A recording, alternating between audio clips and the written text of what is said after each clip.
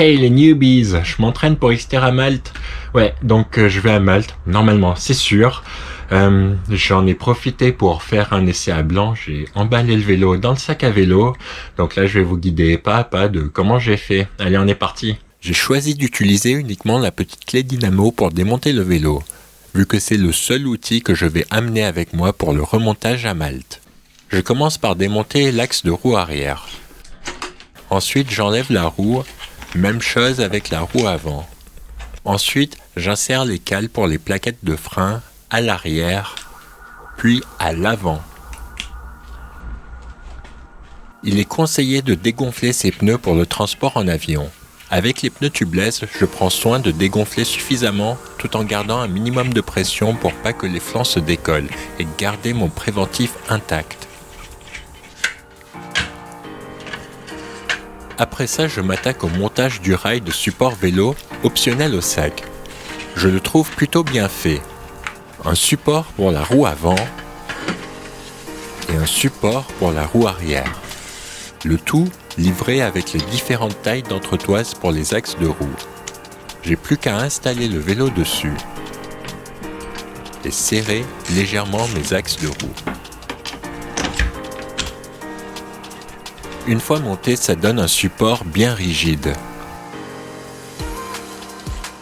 Démontage du dérailleur arrière. Est-ce que je dois encore préciser ça sur un VTT? Par contre, je laisse la patte de dérailleur sur le cadre.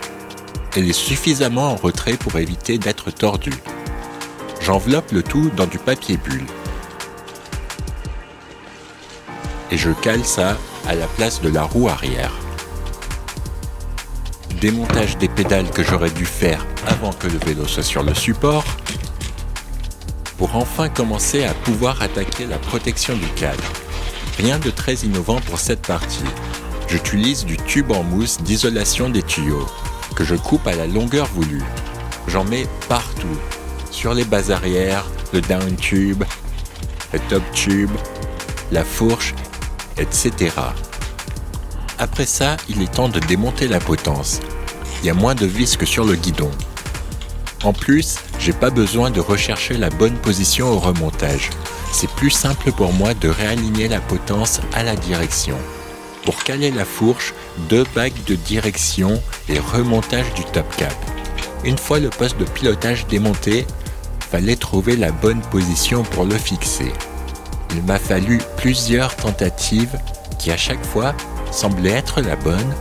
Les câbles et les gaines sont un peu justes et j'étais pas trop partant pour démonter les commandes. Mais finalement, j'ai fini par trouver le placement idéal.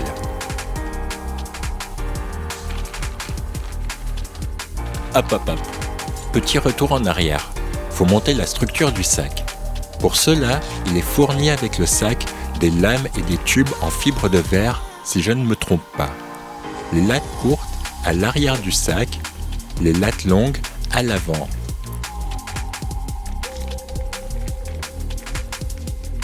Et pour les tubes, dans les logements pour les roues. Mais j'ai déjà pensé à pouvoir améliorer les performances de mon sac avec des lattes en carbone de planche à voile parce que le carbone c'est léger, ça va vite et c'est solide. Pour ce dernier point, ça dépend. Allez, retour à la normale. Il faut mettre le support et le cadre dans le sac. Un peu galère, mais ça rentre. Ensuite, je me suis assis pour réfléchir et contempler. Puis, révélation. Si je voulais remettre tous les bouts de mousse au bon endroit, le mieux c'était de marquer leur emplacement. Ce que j'ai fait une fois le vélo dans le sac pour me faciliter la tâche. C'est tellement plus simple comme ça. Encore un petit retour en arrière. Et oui, il faut attacher le vélo avec les sangles intégrées dans le sac. Ça aussi c'est plutôt bien fait je trouve. Et oui, ce genre de sac c'est pas donné. Mais ce VTT non plus est pas donné. À comparer au sac, c'est même pas un quart du prix du vélo. Du coup, je trouve plutôt normal l'investissement, même si le sac servira très peu.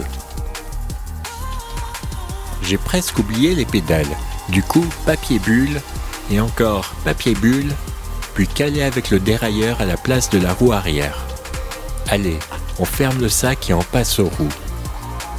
Comme je le craignais, je suis pas super confiant de laisser les disques monter sur les roues pour le transport.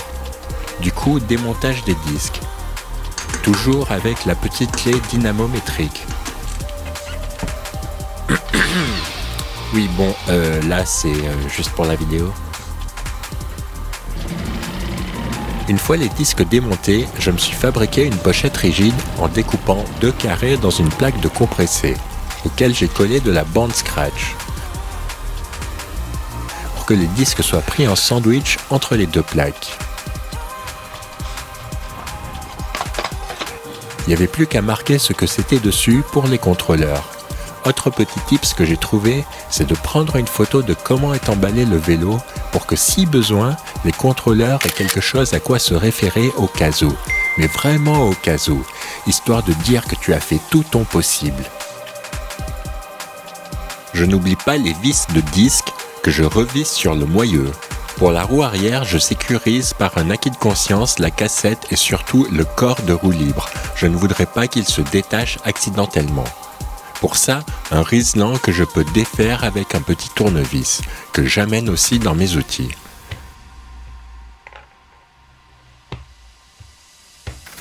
Je rentre la roue avant, puis la roue arrière, et finalement, je réouvre le sac pour y mettre la pochette à disque et la clé dynamo. J'espère que ça vous a inspiré, que ça vous a donné des idées. Peut-être vous le faites autrement. En tout cas, j'espère que ça vous a plu ou qu'au moins vous avez trouvé ça intéressant. Allez, moi j'y vais. Tout pour maintenant. Bye. Oui, sauf qu'en vrai, je suis pas encore parti pour Malte. Il faut tout que je déballe maintenant.